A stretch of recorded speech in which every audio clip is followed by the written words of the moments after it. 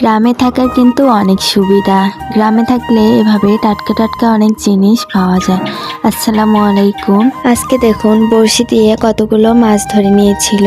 এভাবে টাটকা মাছ তুলে রান্না করলে কিন্তু খেতে অনেক বেশি মজা লাগে। দুপুরে রান্নার জন্য আম্মু সবগুলো মাছ ভালোভাবে কেটে নিচ্ছিলেন। কাটা হয়ে গেলে ধুয়ে সব রেডি করে নেবেন, কারণ আজকে দুপুরে এই মাছগুলোই রান্না হবে। তো আম্মু মাছ ভাজার জন্য মশলা মাখিয়ে নিয়েছিলেন। এরপর তেল গরম হয়ে আসলে মাছ দুটো ভালোভাবে ভেজে নেবে। যেহেতু আমরা বাড়িতে দুইজনেই থাকি, তাই দুইটা মাছ আম্মু ভেজে নিচ্ছিলেন। মাছগুলো একদম ভালোভাবে ভেজে নিলেন। আগে থেকে কিন্তু ডালও রান্না করে রেখেছিল। ডাল আর মাছ দিয়ে কিন্তু আজকে দুপুরের খাবার খাবো। তো এদিকে আমি থালা বাসন মাজার জায়গাটা ভালোভাবে পরিষ্কার করে নিচ্ছিলাম। বৃষ্টির কারণে কিন্তু অনেক বেশি শ্যাওলা হয়ে গিয়েছিল।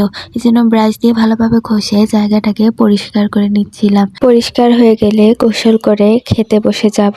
কাজ করে অনেক বেশি ক্ষুধা লেগেছে।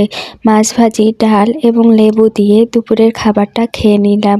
দুপুরে হালকা পাতলা কিছু হলেই কিন্তু অনেক বেশি ভালো লাগে। তো খাবারটা কিন্তু অনেক মজা ছিল। তো আজকে এই পর্যন্ত। সবাই ভালো থাকুন, সুস্থ থাকুন। আসসালামু আলাইকুম।